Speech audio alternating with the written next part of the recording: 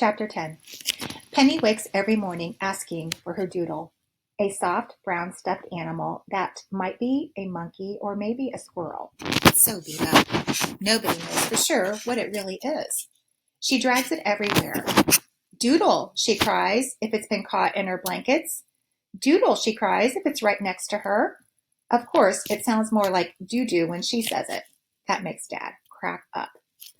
I smile when I hear footsteps outside my door. Big ones and little tiny ones.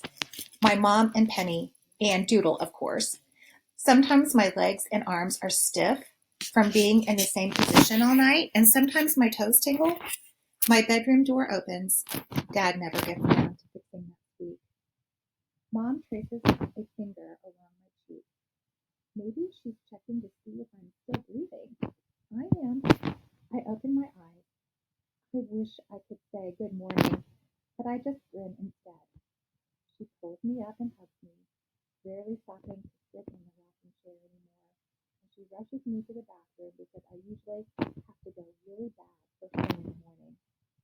Penny trails behind us, wearing a huge red and white hat like the one in The Cat in the Hat. The girl has a major hat obsession, and always with her Doodle. Butterscotch is never far from her. She lets Penny put hats on her and somehow endures Penny's hugs, which can sometimes feel more like chokeholds. I've gotten a few.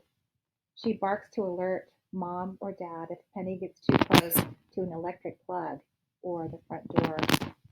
Our bathroom is painted ocean blue and is large enough for Penny, Butterscotch, me, and Mom in my chair without feeling crowded.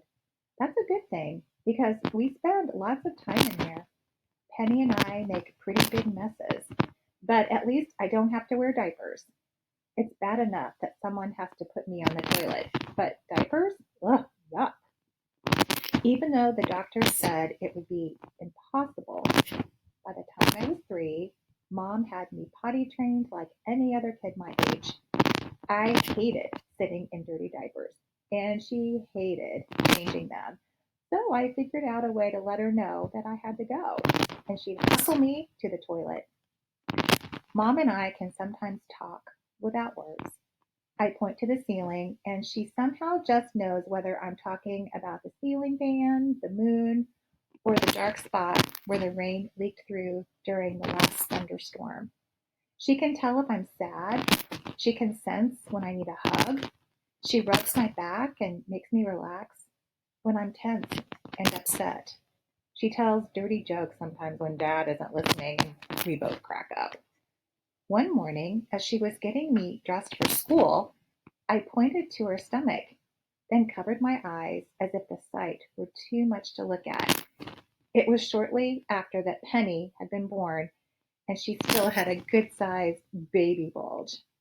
"Hey, you calling me fat?" she asked, acting insulted. I laughed a little and said, which is the closest thing I've got to a yes. "Take it back," she said, tickling the bottom of my feet.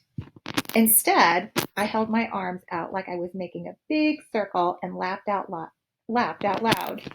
Huge, enormous, like an elephant. I could tell she knew what I was thinking. We both rolled with laughter, and then she hugged me tight. I wish I could tell her that I loved her. Mom knows when I'm hungry or thirsty or whether I need a glass of milk or just some water. She can tell if I'm really sick or simply faking it, because sometimes I do pretend I don't feel good just so I can stay home. She can tell what my temperature is just by feeling my forehead. She only uses the thermometer to prove that she's right. I can tell stuff about what she's thinking too. By the end of the day, after she's been at the hospital all day, then fixed dinner, then bathed Penny and me and put me in bed, I can tell she's kind of reached her max. She breathes hard. Her forehead is sweating. I sometimes reach out and touch her hand with mine. I can feel her calm down, and she'll trace her fingers along my cheek, just like she does in the morning, and give me a kiss goodnight. Every Saturday morning after I've been fed, Mom reads the newspaper while she has her coffee, and Penny smashes bananas on her high chair tray. Butterscotch doesn't like fruit, but she stays close by just in case somebody drops a piece of bacon. Mom's off on weekends, so she just relaxes. She sometimes reads articles to me or tells me about the latest hurricane or uprising or explosion in the world. More fighting in the Middle East, she says. I've seen it on TV. Bombs and tears and faces of fear. There's a new Superman movie coming out soon, she reads as she shakes the newspaper flat. Maybe we can go catch it. Maybe we can go catch a matinee. Oh, I love superheroes. I guess Superman is my favorite because he can fly. How great would that be? Mom reads me the comic pages also. I like Garfield. Garfield is cheating on his diet again, Mom says. He ate John's lasagna and Odie's meatballs. I laugh and point at Mom's hips. You calling me fat again, Miss Dee Dee? Just because I finished off your spaghetti last night. I grin. You'll be sorry when I start feeding everybody lettuce for lunch. We both laugh. Mom's not even close to being fat, but I do like to tease her. For my 10th birthday, I got a whole book of Garfield cartoons. Now, what's up with that? I made Dad read it to me over and over. Garfield is a cat who has a lot to say, but all his words are written in little circles above his head. He can't really talk, of course. He's a cat. But sometimes that's how I feel. Like, wouldn't it be cool if I had somebody to write the words over my head so people would know what I'm thinking? I could live with that. Large floating bubbles above me, speaking for me. Wouldn't it be cool if somebody could invent a bubble talking machine before fifth grade starts in a couple of weeks? When I try to talk, the words are exploding in my brain, but all that comes out are meaningless sounds and squeaks. Penny can say lots of words and pieces of words, but my lips won't come together to make even simple sounds like that. So most of my noises are vowels. I can say and pretty clearly, and if I concentrate, sometimes I can squeeze out a b or a h, but that's it. My parents can usually figure out what I need just by listening carefully. To outsiders, I probably sound like one of those children who was raised by wolves.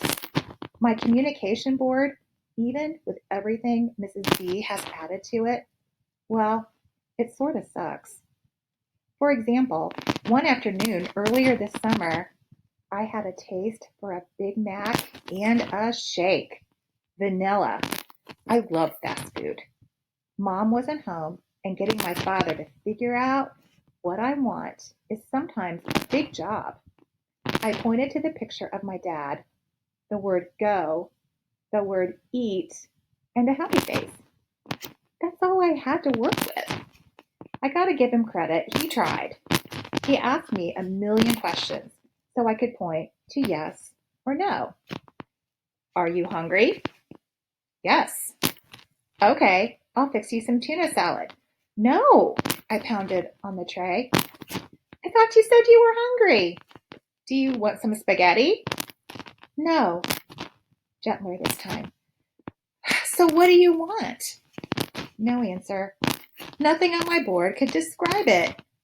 So I pointed to go again. You want me to go in the kitchen and cook you something? No. You want me to go to the grocery store? No. I was starting to get upset, pounding the board with my right thumb once more. I don't get it. You said you wanted me to get you something to eat. Yes.